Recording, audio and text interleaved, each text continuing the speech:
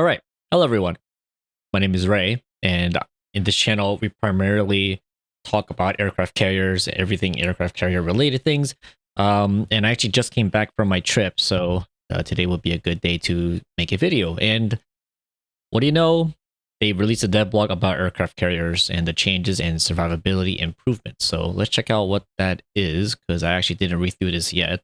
It looks like it's quite a bit of things, so we'll go ahead and read through this right now. Update 14.7 is one of the steps in larger changes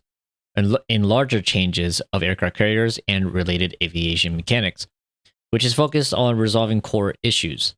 Our tests and fine-tuning are ongoing to ensure we develop an improved gameplay experience. However, while many changes are still in development, we would like to implement some of the already prepared tweaks, quality of life features, and improvements on the live server now before the next testing.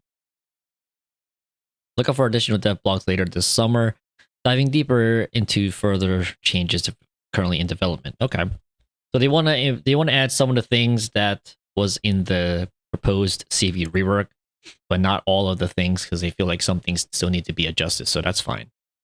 No issues there. Changes to aircraft carriers and aviation. A key goal of this update is to optimize aerial spotting and visibility mechanics, making them more intuitive and consistent across various gameplay scenarios. Changes made. On fire detectability reduced. Ships on fire will now have their aerial detectability increased by 2 kilometers instead, down from 3 kilometers, making it the same surface detectability increase on fire. Okay, so it's the same as, okay. No issues there. Unified aircraft spotting range. A standard detectability range of 10 kilometers has been applied to all player-controlled and non-player controlled aircraft except for jet airplanes. Okay, so this is primarily focusing on things like the Japanese torpedo bombers. Japanese torpedo bombers, if for those that don't know, they have a drastically reduced concealment radius compared to all the other squadrons that are in the game from different nations. I believe for Japanese is 7.5. Meanwhile, the standard for other aircraft is 10 kilometers. They include the except for jet airplanes because jets are the Super CV. Their squadrons are, I believe it's 15 kilometers of detection. So this is what they're just talking about here. So now it's a nerf to the Japanese aircraft. So everything is 10 kilometers, including non-player controlled. So I guess spotter plane and fighter plane. Aerial detectability penalty removed. Oh, for firing has been removed. Firing main guns no longer increases the ship's aerial detectability.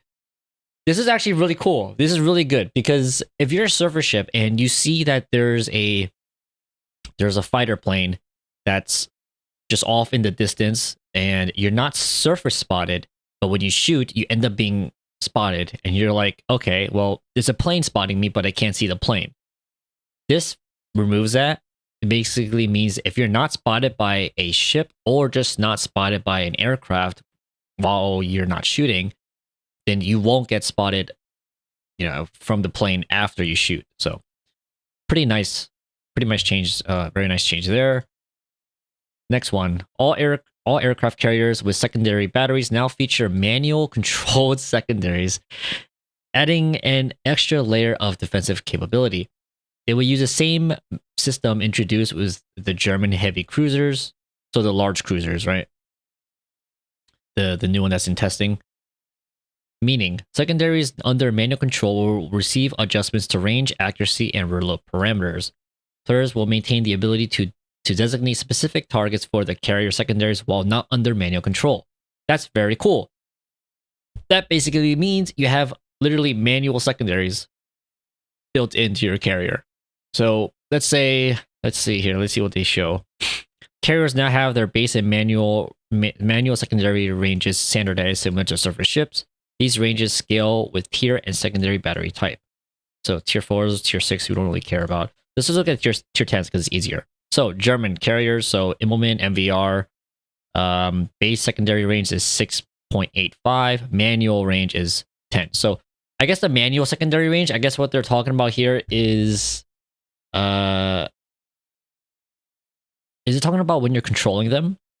your range improves to 10 kilometers, but then when you don't control your secondaries as main battery, it reduces down to 6.85. Improved are the secondary battery type, which have better range parameters than the standard, but are inferior to more signature ones based on German and French ships. An existing example of this is Shinano, which might be joined by more ships in the future. Okay. So,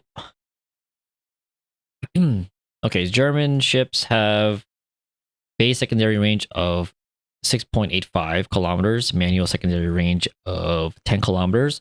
Improved, which is Shinano and Graf Zeppelin is 5.9 for base secondaries and then 9.5 for manual secondaries.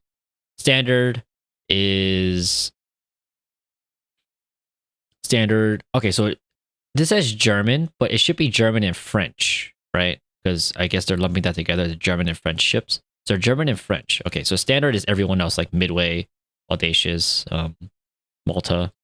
They have 5 kilometer secondaries and then 9 kilometer basically main battery. To ensure balanced performances, many carriers will receive adjustments to base secondary battery reload times and shell ballistics. These changes are aimed at improving DPM consistency and enabling comfortable use even at longer engagement ranges, especially when fully built for secondaries. Okay, Langley 2.5. Osho. These are tier 4s, tier 6s we don't really care about. Bairn from 9 seconds to 5.5. Low and hard. On the 105 secondary batteries changed, they will become flatter. Okay. Aquila, 3 seconds. Yorktown ballistics on the 127s have changed. They are slightly flatter. So it's cut by half. Hornet is 2.7s. So this is basically the same thing. Okay, Graf Zeppelins. They're flatter. Okay.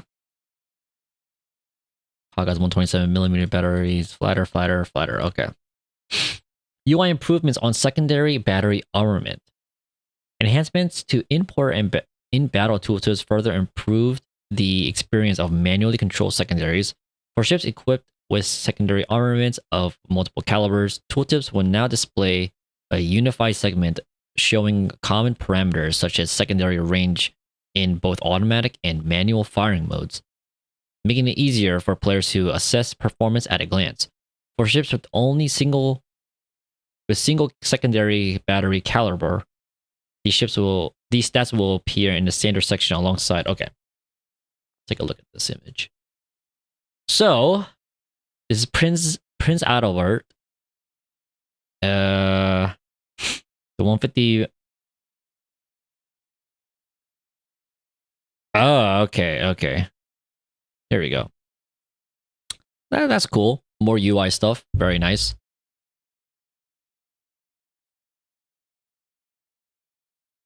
Interesting. All right. So I guess they're using the German cruisers, the new German cruisers, as like a reference because this also applies to carriers as well. Okay. Nice. Fire and damage control changes. This is a big one. Aircraft carriers will now experience more damaging and longer lasting fires, making sustained artillery engagements riskier. However, an improved damage control party will balance these adjustments. Fire duration increased from 5 seconds to 45 seconds. Fire damage per second reduced from 1% to 0.3%. Damage control party updated. Duration is decreased from 60 seconds to 30 seconds. Cooldown decreased from 90 seconds to 70 seconds.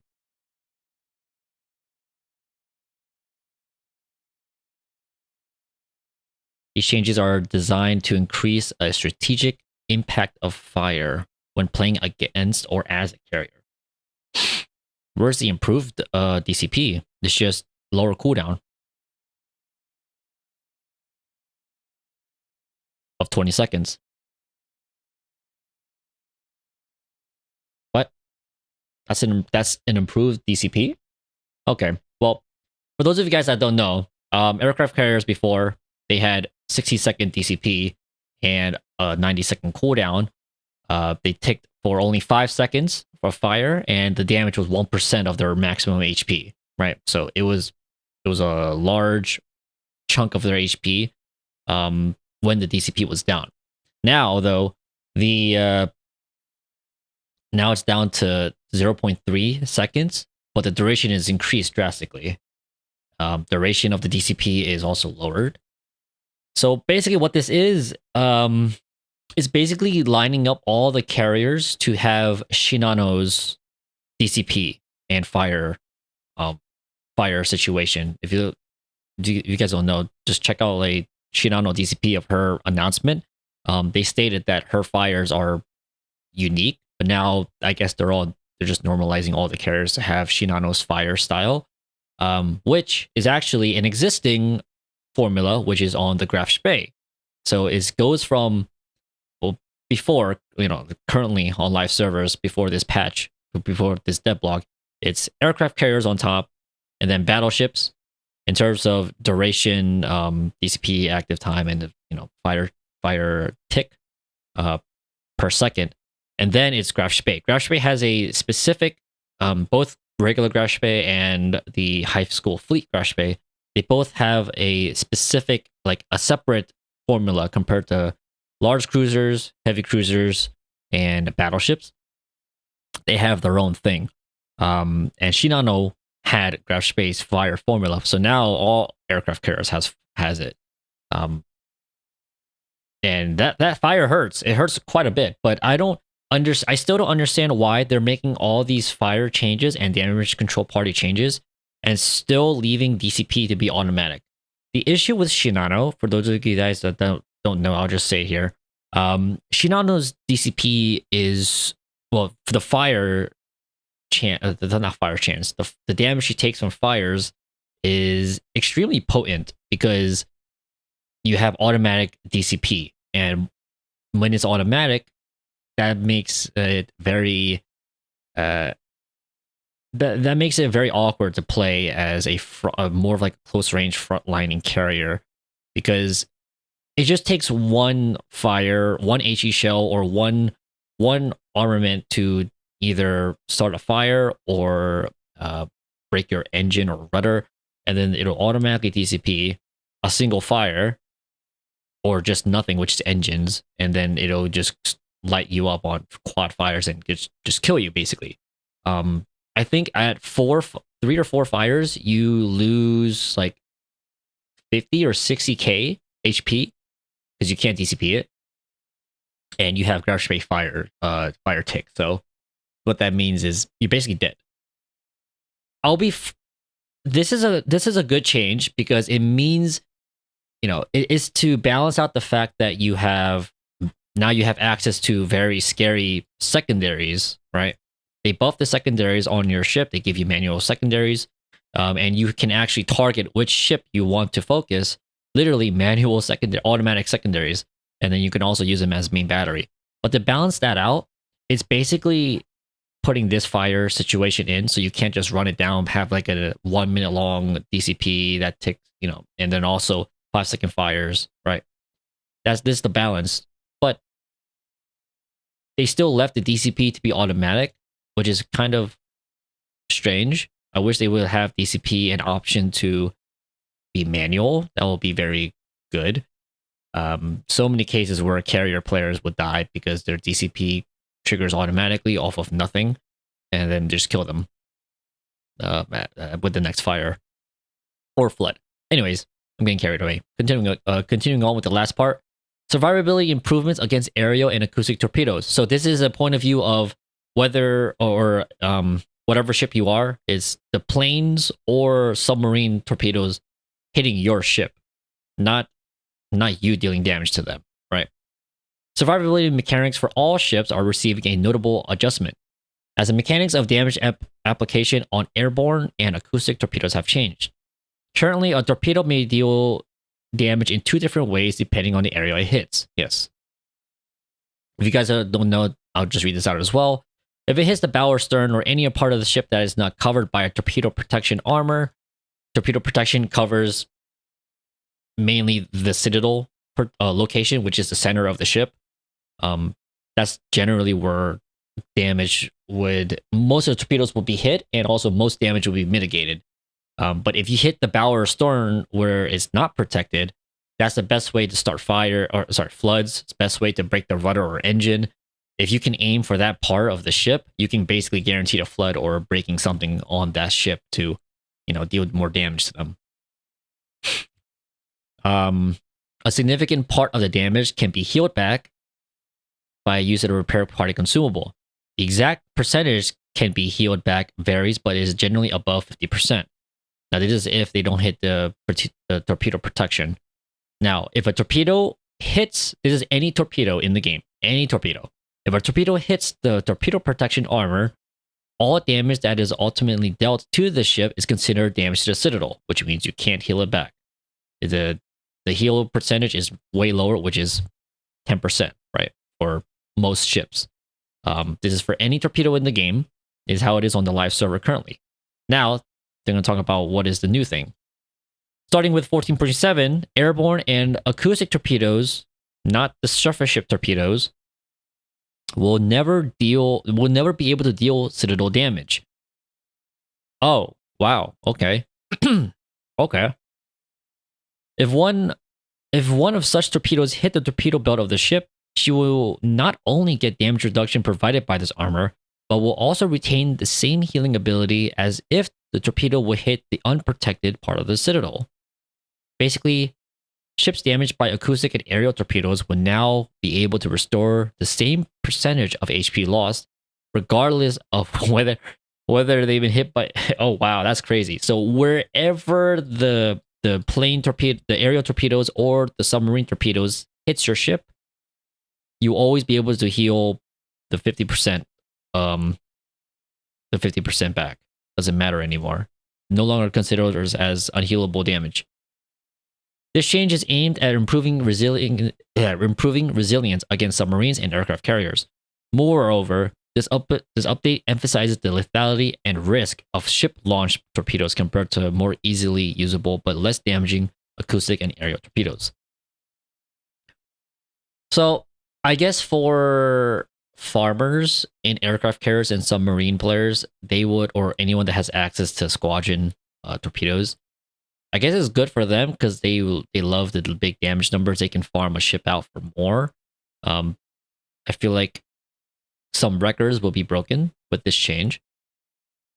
The other issue lies with those aircraft carriers that have very low alpha on torpedoes. First thing that comes to mind is probably Yorktown. Yorktown and who was it? Was it Colossus or Theseus? Those two carriers have the lowest alpha out of any torpedoes in the game. I think it's like 3,300, 3,600 total damage on the torps, and the lowest flood chance.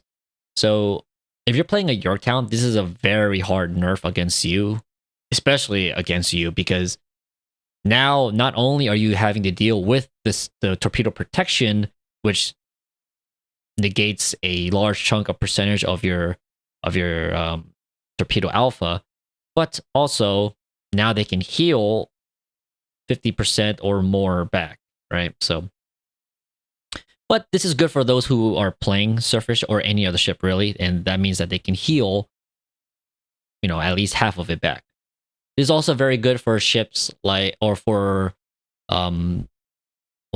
ships, not ships, nations that carry those commanders like Luchins and Yamamoto that can heal you. Now, a lot of torpedoes of any source, they will be able to be healed back for at least 50%, which is very nice. That means you heal more. So overall, I think that this change is more a nerf than anything. The only buff that I can really see is having access to manual secondaries, but we'll have to see in practice how effective they are. And also the fact that you have your DCP cooldown lowered by 20 seconds, while also getting a huge nerf slapped on top of your DCP and fire resilience. So we'll see how it is. The main thing here, it seems to be balanced out by having access to main batteries on your carrier. And we just have to see how it goes. It's not until Not the upcoming patch, I think it's this week, but the patch after 14.7. So, or the patch 14.7. We'll just have to see. Large buffs all around though for surface ships being able to heal more from a torpedo hit, and also being able to keep track of fighters or any other squadrons in the game, because now the minimum is 10 kilometers for aerial spotting or aerial detectability. And the fact that your ship's main battery no longer causes your ship to increase the aerial detection. So that's very cool. Very, very nice. But yeah, I'll say it's about 80%, 90% of a nerf in this dev blog, and maybe a small portion of it is having access to main battery. So very slight buff to the class. I'm kind of, I really wish they added a manual usage of DCP. That'll be very good to balance this out, this section, because this is just a hard nerf altogether. But we'll have to see. Oh well. Good changes, I guess. Nothing too serious, so we'll see where the next step is. Still waiting for the spotting changes, but for that, I guess we'll have to wait until the future. But anyways, that is the end of this video. I think it's a good 20 minutes or so of me talking, so if you guys enjoy, let me know. Feel free to comment away, and I will hopefully try to make more videos sometime soon, because I just came back from my trip. I'm very tired, but we'll see. Anyways, I'll see you guys in the next one. Peace.